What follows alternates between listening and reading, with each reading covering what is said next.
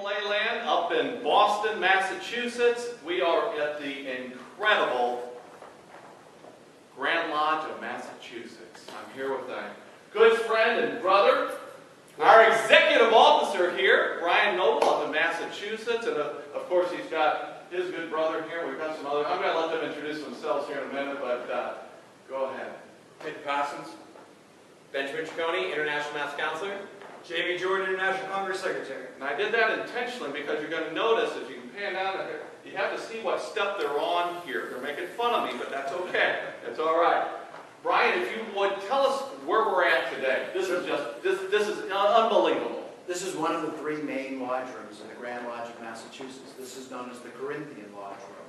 And you'll notice by the intricate nature of the columns and pilasters that Corinthian takes its name from the Greek architecture that you see here represented on the walls. Also, the ceiling is a plaster Paris ceiling manufactured originally here in about 1880.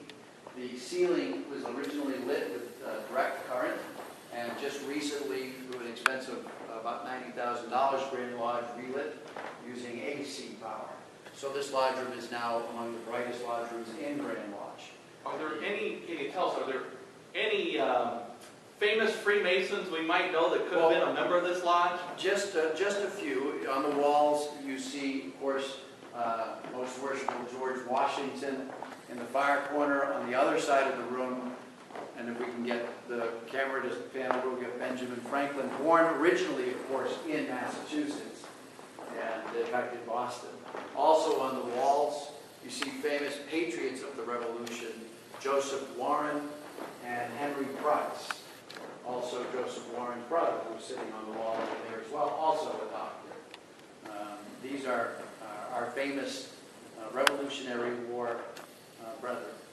Well, this is a piece of history here. And Ben, what do you think of the tour here today? Has this been phenomenal? Oh, this has been phenomenal. It really is something to make you proud of the heritage that we all get to share by being members of D. Malay and the Masonic fraternities. And what else, Jamie? What's in the lower exclusive executive chamber of this Grand Lodge building? Where were we just at? We were just in the D. Malay office, the State Master Counselor's office in the D. Malay area for the Grand Lodge. So the executive officer and everything, Brian, we're so happy and we're so glad things are moving forward. And here in Massachusetts, tell us what the Grand Master is doing here. What is the Grand Master's edict for D. Malay? Our Grand Master's edict is every Masonic district will sponsor a D. Malay chapter. And that means there are 31 Masonic districts in Massachusetts. We will have 31 D. Malay chapters in Massachusetts. And that's the Grand Master of That's Massachusetts.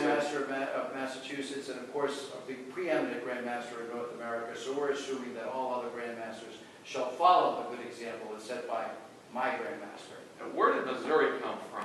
Missouri, of course, came as a state out of the Compromise of 1820, when, through the largesse of Massachusetts, we spun the District of Maine off of the Commonwealth of Massachusetts and formed the state of Maine, which allowed for the entry of one slave and one free state, thus preserving the balance of slave versus free states in the Union. So, of course, if it weren't for Massachusetts, there'd be no Missouri. And Missouri was where D. Malay began. So I think we can trace our roots from Missouri all the way back to Massachusetts and thank the Freemasons who had the foresight of doing what they did. Would that be a fair statement? That would be an excellent statement. Excellent.